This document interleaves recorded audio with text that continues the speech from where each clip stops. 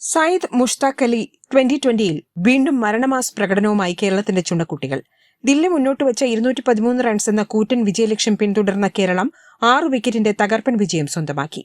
അർദ്ധ സെഞ്ചുറികൾ നേടിയ റോബിൻ ഉത്തപ്പയുടെയും വിഷ്ണു വിനോദിന്റെയും വെടിക്കെട്ട് ബാറ്റിംഗ് മികവിലാണ് 6 പന്ത് ബാക്കി നിൽക്കെ കേരളം ഉജ്ജ്വല വിജയം നേടിയത്.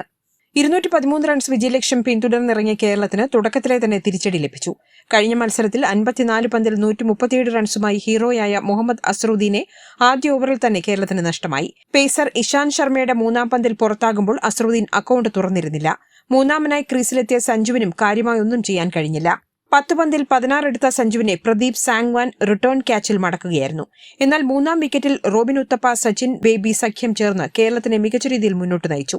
എന്നാൽ 22 റൺസ് നേടിയ സച്ചിൻ ബേബിയെ പുറത്താക്കി ലളിത് യാദവ് തിരിച്ചടിച്ചു. പക്ഷേ പിന്നീട് ക്രീസിൽ ഒത്തുചേർന്ന ഉത്തപ്പ, വിഷ്ണു വിനോദ് സഖ്യം അസാമാന്യ ബാറ്റിംഗ് പ്രകടനമാണ് പുറത്തെടുത്തത്. ഇന്ത്യയ്ക്ക് വേണ്ടി താൻ പണ്ട് കളിച്ചിട്ടുള്ള ഇന്നിംഗ്സിനെ ഓർമ്മിപ്പിക്കുന്ന പ്രകടനമായിരുന്നു ഉത്തപ്പയുടെ ബാറ്റിൽ നിന്ന് പിറന്നത്. അദ്ദേഹത്തിന്റെ ട്രേഡ് മാർക്ക് വാക്കിംഗ് ഷോട്ടുകളും അതിലുണ്ടായിരുന്നു.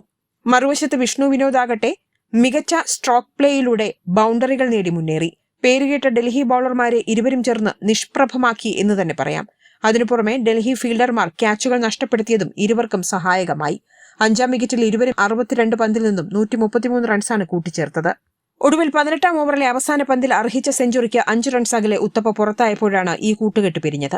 54 പന്തിൽ നിന്ന് 3 4-ഉം 8 6-ഉം ഉൾപ്പെടെ 95 റൺസായിരുന്നു ഉത്തപ്പയുടെ സമ്പാദ്യം. ഉത്തപ്പ പുറത്തായെങ്കിലും സൽമാൻ നിസാറിനെ കൂട്ടുപിടിച്ച് വിഷ്ണു വിനോദ് കേരളത്തിനെ വിജയത്തിലേക്ക് നയിച്ചു.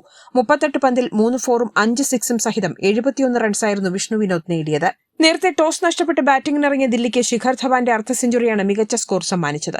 48 പന്തിൽ 3 6-ന്റെയും 7 4-ന്റെയും സഹായത്തോടെയാണ് ധവാൻ 77 റൺസ് നേടിയത്. ഒരറ്റത്ത് കൃത്യമായ ഇടവേളകളിൽ വിക്കറ്റ് നഷ്ടപ്പെടുമ്പോഴും റൺ റേറ്റ് കൂട്ടിയത് ധവാന്റെ ഇന്നിംഗ്സാണ്. അവസാന ഓവറുകളിൽ 25 പന്തിൽ 52 റൺസ് നേടിയ ലളിത് യാദവ് കത്തിക്കയറിയപ്പോൾ ദില്ലിയുടെ സ്കോർ 200 കടന്നു. 4 വിക്കറ്റുകൾ മാത്രമേ ദില്ലിക്ക് നഷ്ടമായുള്ളൂ. കേരളത്തിനു വേണ്ടി ശ്രീശാന്ത് 2 വിക്കറ്റ് വീഴ്ത്തി. എന്നാൽ വൈറ്റ് റൺ താരം 46 റൺസ് വിട്ടുകൊടുത്തു. KM ആസിഫ്, S മിഥുൻ എന്നിവർക്ക് ഓരോ വിക്കറ്റുണ്ട്. വിജയത്തോടെ ഗ്രൂപ്പ് ഇയിൽ ഡൽഹിയെ പിന്തള്ളി കേരളം 1-ാം സ്ഥാനത്തെത്തി. ആദ്യ മത്സരത്തിൽ പോണ്ടിച്ചേരിയെ 6 വിക്കറ്റിനും 2-ാം മത്സരത്തിൽ മുംബൈയെ 8 വിക്കറ്റിനും കേരളം തോൽപ്പിച്ചിരുന്നു. 2 മത്സരത്തിലും ആധികാരിക ജയമാണ് കേരളം നേടിയത്. സ്പോർട്സ് വാർത്തകൾക്കും അപ്ഡേറ്റ്സിനും നമ്മുടെ more sports YouTube channel subscribe ചെയ്യുക. ബെൽ ഐക്കൺ ക്ലിക്ക് ചെയ്യാനും മറക്കരുത്.